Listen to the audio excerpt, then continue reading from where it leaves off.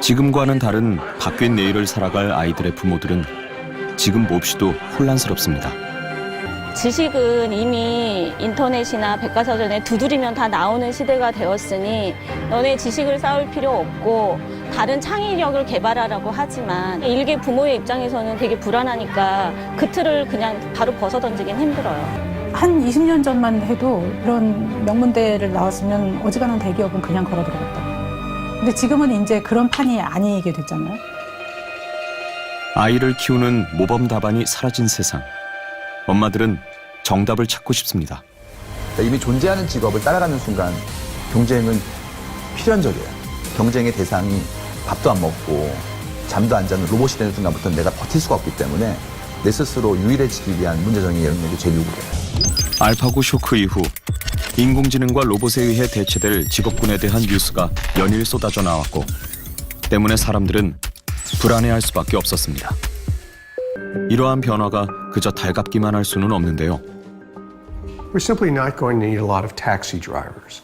We're not going to need a lot of people who, say, lay pipe and dig ditches. That doesn't mean they'll all go away, but the new tools will make it possible for one person to do the work of many. That's the nature of automation. 인력난이 없는 나라에서도 분명 자동화는 진행되고 있고 그러다 보면 일하고자 하는 이들의 자리도 언젠가는 로봇이 점령하게 될지도 모릅니다. 적응할 거예요. 충분히 똑똑한 사람들이고 그다음에 생존의 문제이기 때문에 적응할 거예요.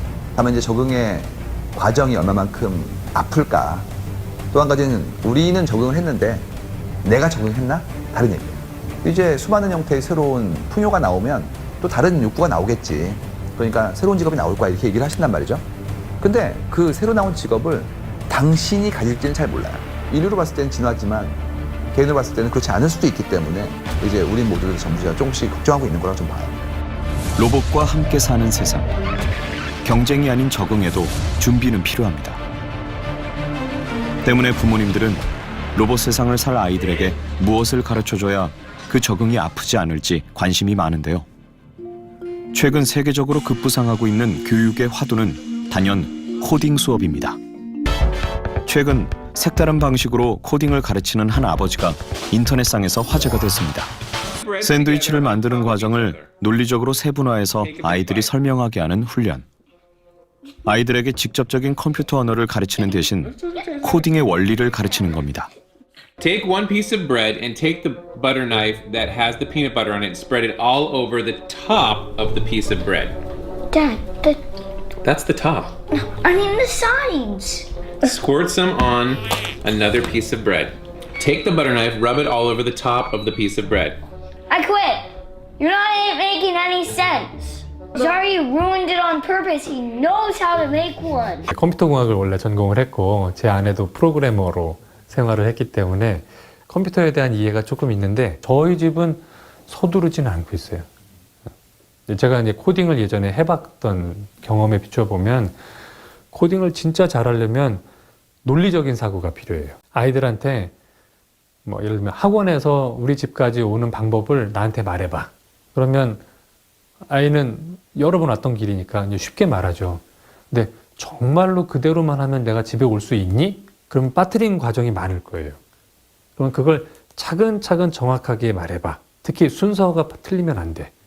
그럼 아이가 얘기를 할 거예요. 귀찮고 힘들 거예요. 근데 사실은 그런 훈련이 코딩의 첫 번째 훈련이 될 수도 있어요. 코딩 교육은 우리 생활의 얘기를 가지고 하는 것이 가장 좋거든요. 우리 생활 자체가 그다음에 디지털화돼 있다는 것을 이해하는 것이 굉장히 중요합니다. 그래서 특히 이제 아빠 엄마와 같이 저런 활동을 같이 해보면은 아이들이 이제 굉장히 쉽게 그쪽으로 들어올 수가 있게 되는 거죠. 중요한 건 이 프로그래밍 언어의 코딩의 문법이 중요한 게 아니고 빵을 만들기 위해서는 순차적인 논리적인 체계적인 시스템이 있습니다. 요리를 하면서 문제 해결을 위한 체계적인 생각을 하는 게 중요하죠. 그게 바로 컴퓨테이셔널 띵킹이거든요. 그래서 오히려 저는 그런 게 더 중요하다고 생각합니다. 코딩을 누구보다 잘할 법한 세계적인 로봇 박사들은 코딩의 기술이 아닌 문제 해결 능력에 집중하라고 조언합니다. 기능만 갖춘 사람은 어딜 가도 이거는 굉장히 잘 부서지는 굉장히 불안한 존재가 되는 거죠. 특히 소프트웨어를 예를 들어서 뭐 막 이것이 내년 10년에 정말 잘할 거다를 딱 배웠어요. 근데 소프트웨어라는 거는 금방 바뀌잖아요. 그래 만약 5년 있다가 싹 사렸다고 생각해보세요. 그럼 그 사람은 이제 뭐 하죠 이제?